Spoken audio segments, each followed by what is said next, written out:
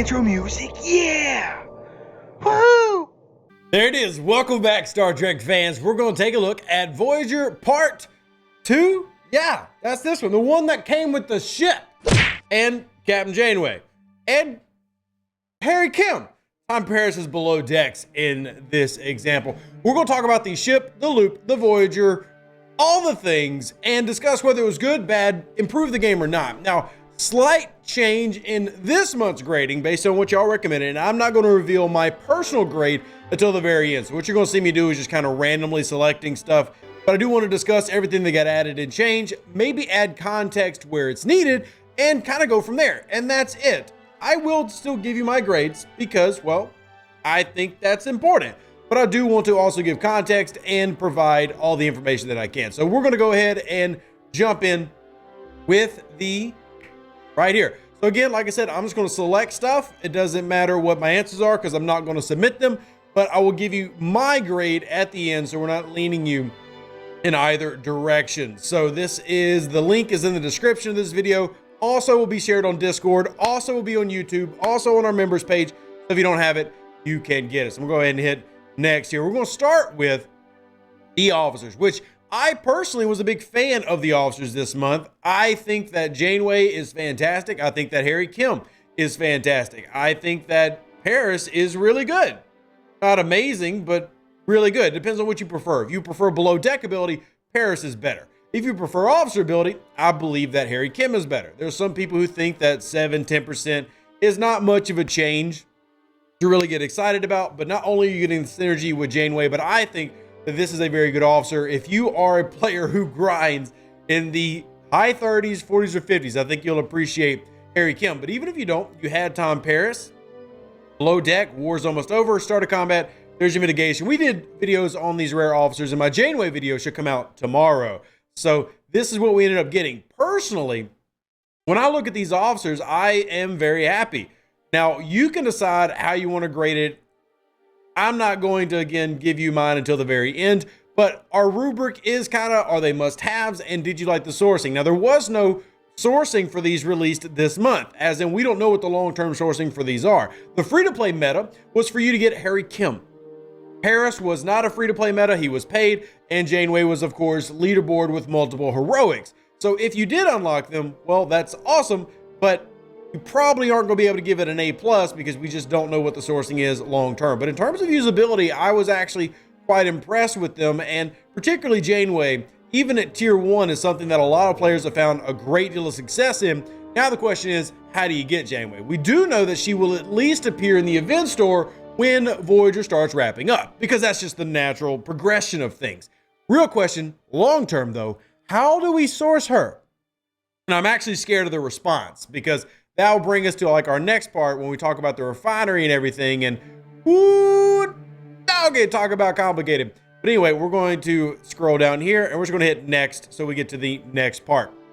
Now we've got the grading rubric for the ship itself. Now, I think that the Voyager is convoluted as a loop, but as a ship, it's a solid ship. And I think I've kind of found a pattern here for what they think. Now, as per normal, if you're a player in the 30s that maybe picked up the Voyager, well, it's underwhelming, just like the Defiant and the Talios. Basically, all of these ships take it to about tier 3 to start feeling decent. As you can see, I have a tier 3 one in the background right here. That's where I've gotten mine. The good news is I've gotten tier 3 since I unlocked it, so it actually leveled up semi-quickly. Now, relatively quick. I didn't spend any money on an upgrade pack or anything like that, and the cargo did finally start getting a little bit bigger. See, I've got 115,000, but I've also done the cargo bay upgrade for my Voyager and a couple of the research. So that being probably the biggest problem with the tier 1 Voyager is the really, really poor cargo size. But we'll talk about the loop in a different one. The real question is, how do you grade the Voyager when it comes to just overall worth? I think that the Voyager's worth in terms of like, should you do the loop, is probably not that high. Again, I'm not going to give y'all my grade. I'm just going to click one thing. I'm not actually going to give you my grade. This is not my grade. I'm just clicking something. Actually, I'll just click C, just so that y'all don't know what my grade is till the very end. There are pros here. One, the research with the Voyager is very, very good. It's also very good for multiple things. I think that's great. And we do have to include the research with the Voyager. 2, the Voyager will be one of in my opinion, top 2 or top 3 of your hostile grinding ships for any hostile late term because of its research that boosts its overall power versus hostiles. And the pattern I've kind of noticed is Talios PvP, Defiant Armadas, Voyager PvE or hostile grinding. So they have tried to slightly leave the niche loop. Maybe this is the least exciting one. The other bonus is we knew free-to-play path day 1, and I love that. So the ship as a whole, I actually like the Voyager ship. The loop is maybe a different story, but I think the ship has a lot of positives to go with it. You can kind of grade it how you will. The rubric at the top, I think that it has the potential because of warp range, warp speed, the actual research that makes it viable and more than just its own individual loop. It could actually have a lot of value to you as a player. Let's go ahead and hit the next button. Let's talk about the features real quick. And this is where we've added a few things and maybe it's not as positive. Just because of one word that I've overused this month, I'm going to use it at least one more time: convoluted mechanics. So when we talk about convoluted mechanics, we're talking about the new Dairy Queen space. Go up to your Delta Quadrant and you've got 2 hostiles to kill, technically more than that, and 2 nodes to mine. So if you go into, say, Belixis, you've got to hit the regular Elite Herogens or any Herogens to get the Herogen Hunter relic. That's just to unlock the Voyager and to do your daily refinery turn-in. Then you've also got to summon bioships, which give you biotoxins. Oh, you've also got to go mine different nodes. There's common and rare nodes that need to be mined. Oh, and if you've got the time, you've also got these Borg systems where if you go in and use your summoning juice there, which means that you would be taking away from your biotoxin refinery, then you've got to, or have the opportunity to, summon for faction messages, which will give you more faction credits, but you went through all your biotoxins. So convoluted is definitely the word to use. If y'all remember the graphic we put up that they provided, it was a lot. So I am personally, on that. Now, on the refinery aspect of this, I think the refinery is fine. It's just limited by the loop itself. The refinery is a pain in the butt. I'm gonna go ahead and redeem mine and get my circuitry fragments, and we'll keep it moving. The commerce is pretty neat. I think it's gonna be great once I hit tier 4. That's what the graphs show. If you've been in my Discord, you've seen that.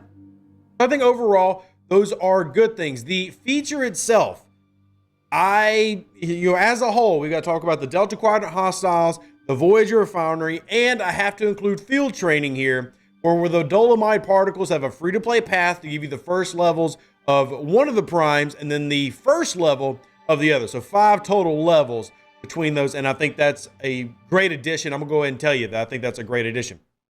Go ahead and get C on this. Y'all can vote Voyager refinery.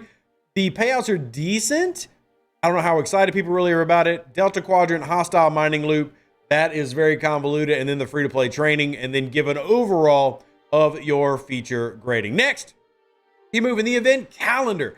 Now, this one was a very full calendar. We do have some things for you to kind of choose between.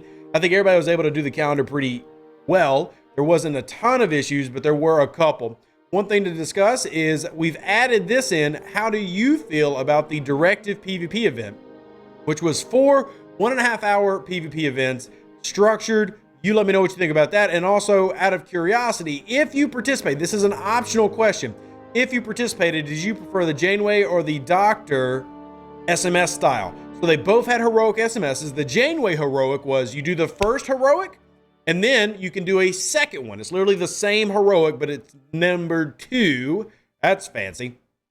And that's it. Whereas the Doctor one was more tiers and was a singular heroic that scaled. Y'all can kind of decide what you prefer there. And then moving over to communication grading, which at the beginning of the month I felt was very lacking. But as the month went on, communication definitely got better. At the end of the month, it was, I would say, pretty good communication from them over the various issues that were happening and things that were happening in game. Sending out comps for problems, all that. It did improve, but early on there was issues. Little things like not telling anybody about the heroic SMS happening. Like, you might be hearing about this right now. And if you are, if this is the first time you've heard about the double heroic, comment. Let me know.